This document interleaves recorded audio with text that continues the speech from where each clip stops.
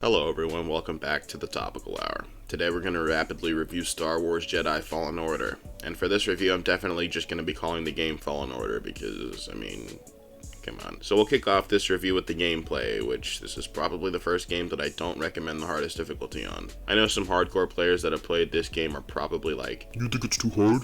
I actually thought it was extremely easy, but it's okay because I know some people are goated at the game like me and others are just easy mode players." But toxic masculinity aside, I'm not saying this game is too difficult, I'm just saying that it can be really frustrating. First off, the first time I played this game was on default difficulty, not hardest, and I think that was actually a bad thing. When you learn the timing of parrying and dodging and get it down to a T, then going to Grandmaster difficulty is a bit of an adjustment. You just have to change your timing with dodging and parrying, and it can feel a little weird. Actually, I think most of the flaws in the gameplay of this game come from the New Game Plus playthrough I had, but I'll talk more about that later. For now, I'll just talk about core gameplay. I think this game has the best lightsaber combat out of every Star Wars game. Not that the others were bad, this is just pretty good. Parrying, when you time it right, feels pretty satisfying. However, another issue I had with parrying is that I wish there was a bit more of a sign when enemies are going to do a blockable attack. Whenever I fight a new enemy in this game, I always have to take a few hits before I actually get their animations down. Because Cal is a Jedi and is in tune with the Force, I think it would have been okay to give a little indicator on the HUD for when enemies are going to attack. This isn't really an issue with people, but it's a big detractor from the combat with other creatures. Now the droid in this game, BD-1, is actually a cool companion. I like that the droid's a big part of gameplay with zipline, slicing, and overcharging, but I do wish that you could upgrade him with gear or skill points or something like that. Like for example, maybe there's a 25% chance that if you perfect dodge, you can get a free stam canister on the spot, and maybe the chances go up the lower your health goes. But I think the thing I like the most about this droid is that you can ask it about puzzle spaces. I just like that there's a canon way for Cal to figure out puzzles. Not that this game's puzzles are anything more difficult than what I've seen before, but one or two of them the answers weren't highlighted or suggested very well. It's the Last of Us problem of being in a big open space and the game looks so good and seamless that sometimes the way to solve a puzzle or leave an area blends in with everything else. And finally, progression, which is something I always try to touch on in my reviews. So the progression in this game is a different story on New Game Plus, but in the first playthrough it's genuinely perfect. There are constantly areas and chests and things you can't access which can be slightly annoying, but I do like the canonical reasoning of Cal's damaged connection to the Force being the reason we don't start off as a god in the beginning. And I do like that exploring more gives you more skill points and can give you more health and Force. In New Game Plus, however, you basically just play the game again, except it's slightly harder, don't forget. You lose all of the progress you've made in the game. That's an issue for me. Listen, I don't like when games waste my time with genuine tedium, and playing through a whole game, leveling up, and upgrading whatever you can to lose it all, along with the game being more difficult than last time, I'm not a fan of that. And yeah, I know you would have had to stretch some of the canonicity of this game to say that Cal has all these abilities at the beginning, but I don't know, it's also that way with most games. But I do like that you get Cal's Inquisitor outfit in New Game Plus. I remember playing through the Inquisitor vision, seeing the outfit, and thinking, I really hope I get that outfit. But all that stuff aside, we've got to talk about the serious stuff now. The story. So, the story is actually pretty good.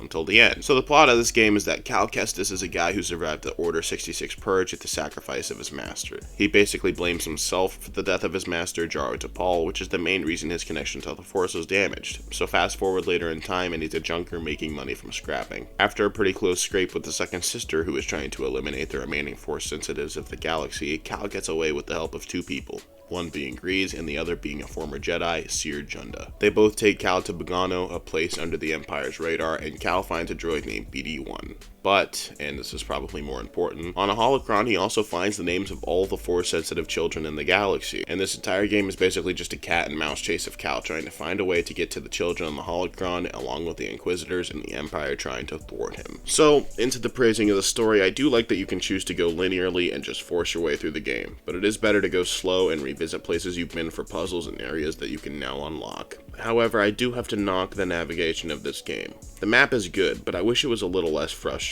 I wish you had objectives marked on your HUD a little bit better, or at least make it so that exploring doesn't count as an objective. Just tell me where to go, please. You go to Zepho 2 or 3 times during this game, and the first time, yeah, you make quite a bit of progress in exploring. But each and every time after that, you're just retreading everywhere you've already gone, but you get to find a little tiny bit of space that hasn't been explored yet. Another problem with the travel of this game, after a really long mission of fighting monsters and exploring, just give me the option to fast travel back to the ship. I know that's a huge nitpick and is a little biased, but there were really times I got nervous going through a long level thinking that it was only a matter of time before I had to go all the way back. But But off of that tangent and back to the actual story, I like that this is a big media title that gives us more of a glimpse into the Star Wars universe. I mean, that can be a benefit or a detriment. The benefit is that we get to see the Star Wars universe without Palpatines or Skywalkers taking all the fun until the end, but we'll get to that later. And the characters that we do see from the movies or comics are cooler because they don't feel like fodder.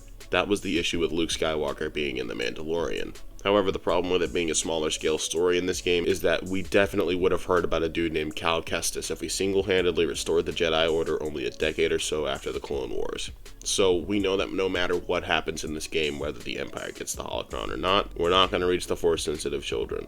This makes the story slightly predictable, and at the end, when the characters are all on the ship discussing the next move and Cal got that look in his eye, I immediately knew they were going to destroy it. It's just not as fun when you know what's going to happen. And now the characters. We'll start with Cere Junda. Cere is actually pretty complex, and I'm a fan of that. Her story is that she used to have a Padawan, but the Empire captured her and tortured her to find the Padawan and kill them. We discover later in the game that Cere's Padawan was actually converted into the primary antagonist of this game, the second sister. We even learn that Cere shut herself off from the Force because of the pull she felt to the dark side. I like the depth we get for Cere in this game, and I don't even think there's anything that contradicts that statement. She's just a cool character, and in my opinion, the best kinds of side characters are the ones that are definitely in their own movie or game, and we're just seeing them from this game or a movie's perspective. The ones that feel like they're constantly going through their own stuff that isn't centered around the main character. And if you like everything I just said, then you'll probably dislike the other side character of this game, Grease the pilot.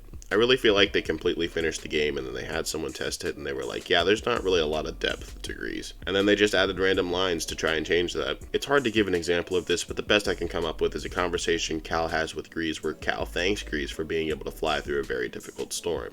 You can kind of tell that Grease is shy about being praised, and that's cool, but I think it funnels into the primary problem with his character. His arc is quiet. Not subtle, quiet. His arc is basically Rocket's from Guardians of the Galaxy, where he has to learn to accept his new family and open up about his feelings.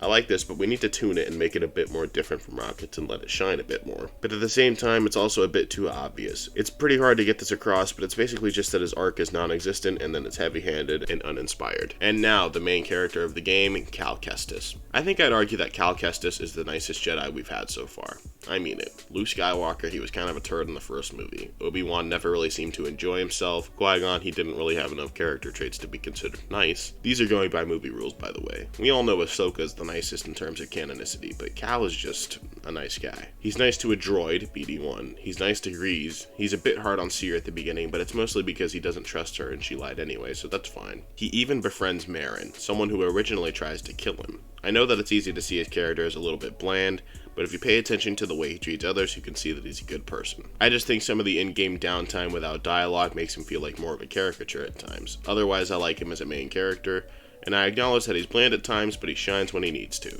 especially right before and during the trip to Elam. Yeah, I guess there's not much to say about this game. The first playthrough is really solid, but repeat playthroughs are really tedious, seeing as you don't get any of your upgrades and you literally cannot skip the cutscenes. Also, I'd say that this feels a lot more like a fetch quest, but it's the entire game, and that does take away from its score quite a bit. But now for the real hype around this game, and that's the ending that I really do not like. I'll just say that I don't like it when we spend an entire story trying to motivate someone to change, and then they just die right when they start to understand. That's what happened with Darth Vader, and Shang-Chi's dad, and Loki, and the new Goblin, and Kylo Ren, and Polka Dot Man, and Prowler, and Pietro Maximoff, and Dr. Octopus, and all I'm saying is that this is starting to become really common in stories now, and it's especially annoying in this one. Okay, so spoiler alert, but at the end of this game, when we defeat the second sister, Darth Vader shows up. Now props to the game for making a new spot in the big three, being the 3 times that Darth Vader has seemed the coolest. With the first being the ending of Rogue One, the second being his time in this game, and the third being his final battle with Luke in Empire Strikes Back. But yeah, as cool as Darth Vader is in this game, it's a giant slap in the face when it comes to the plot.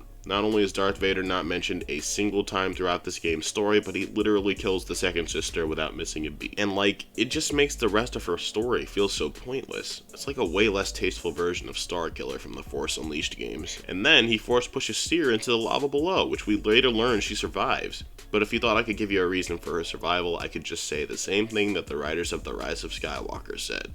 The Force. And then we have an admittedly cool chase sequence where Darth Vader forces, ha ha ha, do you get it? The player to basically run as fast as you can to get away from him.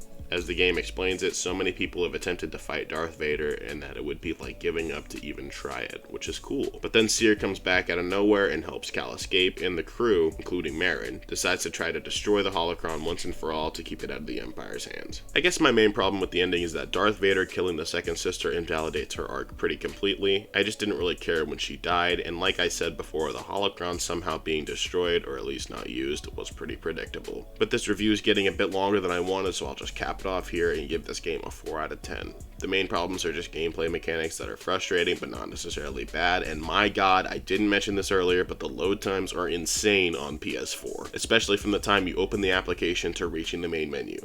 Marin was introduced too late, Grease doesn't feel like a three-dimensional character, Darth Vader has no place in the story, and the combat is the most frustrating thing I've ever played through in my life. Anyway guys, you know the usual thing. Like, subscribe, comment, and make my day.